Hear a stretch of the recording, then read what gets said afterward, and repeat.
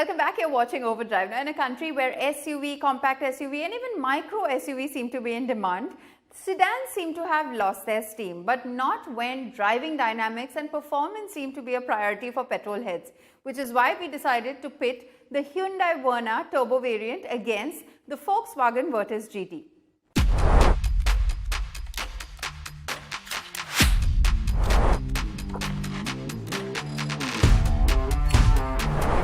You know you're going against the grain when you want your next car to be a sedan, especially one that puts performance and driving feel at the forefront. Now, Volkswagen has been your go-to brand in this regard for the longest time with this GT line of offerings, the newest of which is the Volkswagen Virtus GT. But Hyundai too has had something to say about this lately, and with this new generation Hyundai Verna Turbo, at least on paper, it's a compelling alternative to the VW. So let's just go and dig a bit deeper today to see what's what.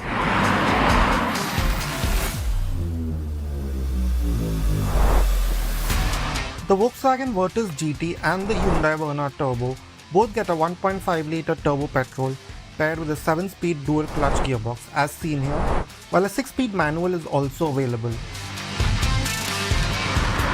Now the Verna's 10 PS and marginal torque advantage is somewhat apparent, but the effect is quite enhanced by the way this engine and the gearbox work. So to start with, the engine seems to have a touch more low-end performance, which means that it's just a bit more eager, say at slow speeds in the city or say on a winding road such as this, to give you that power a touch quicker. It's a touch more accessible, so to speak.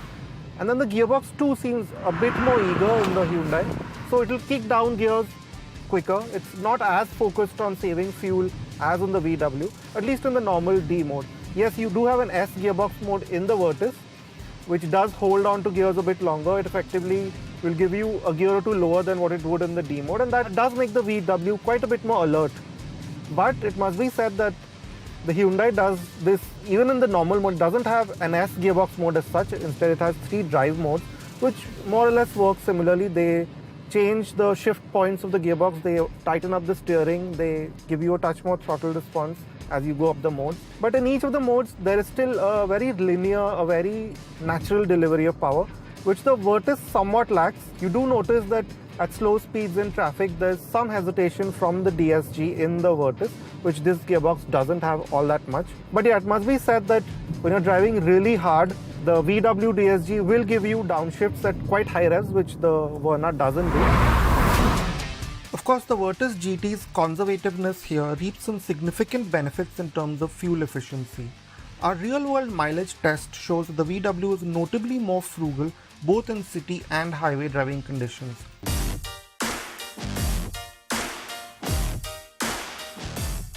Another positive of the Verna, it runs a bit quieter. There's more refinement here. There's fewer vibrations coming through the steering wheel and the pedals. So you'll appreciate that if that's what you're looking for. Things even out somewhat between the two cars when you find that both feel a touch firmer than the average SUV over broken and uneven city streets. You feel these imperfections in the cabin, although they don't cause too much body movement in either car. That said, the Verna has a softer edge to it generally, which makes it more comfortable in these situations. Now on a steady highway cruise, the Virtus does feel the more confident of the two cars here. It keeps itself steady, it gives you a touch more confidence, say on a highway run such as this one. The Hyundai will sort of give you a few more oscillations over, say, a dip or a crest, more than the VW, which isn't as nice. But that being said, on a winding stretch of road, the high ground clearance of the Virtus somehow holds it back. The Hyundai feels just that bit more confident, has that added sense of grip, it's got less roll. The two sedans here may be aimed at the same audience, but the first impression they make on you is quite different. The Virtus is the one that seems like the larger car. It's got a more traditional stance to it with simpler shapes and a more restrained design. This is far from a disadvantage. There's just the right mix of gravity and sportiness you want from a car such as this. The Verna's 165 mm of ground clearance against the Virtus's 179 mm helps give it that squat, flat stance that looks so good with sedans. But it's the styling that will arrest you one way or another. Like most new Hyundais, this Verna too throws out the design playbook with its distinct lighting, the SUV-like grille treatment and the exaggerated body lines.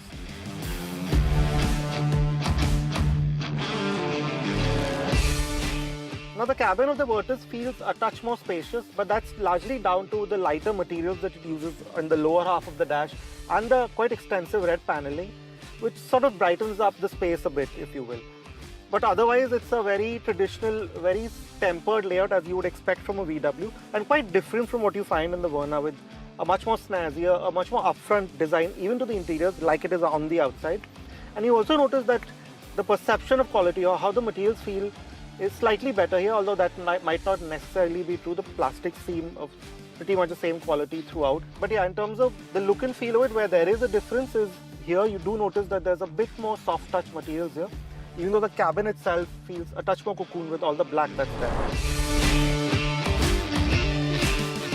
You sit a bit lower in the Verna in a more traditional sedan style. And while the seats offer a similar amount of under-thigh support, the Virtus is a nicer place to be in for the driver with its better judged cushioning and back support. Both also get paddle shifters, but the Verna's slightly larger ones fall to hand easier. The Volkswagen Virtus is the highest rated car in India as per Global NCAP's safety tests. This is largely down to its robust MQB A0iN architecture. Of course, you have a good list of safety equipment like TPMS, ESC and Hill Start, as well as 6 airbags. The Verna hasn't been crash tested yet and gives you all of these features, but its biggest advantage is a full suite of level 2 ADAS functions, which also cover rearward collision avoidance.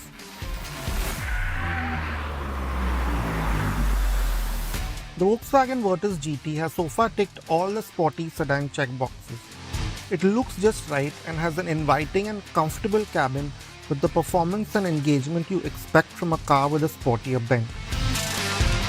The new Verna Turbo builds on these credentials. It could have had better highway manners and more accommodating seats.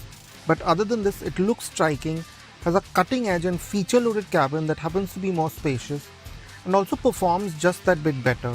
To top that off, this top-spec variant is priced at Rs 20.5 lakh against the Volkswagen's 21.90 lakh. With that, it's a wrap on this week's edition of Overdrive. But remember, you can stay in touch with the team through Facebook, Twitter, as well as YouTube. And you can follow our latest updates on Instagram. We'll see you next week. Until then, drive and ride safe.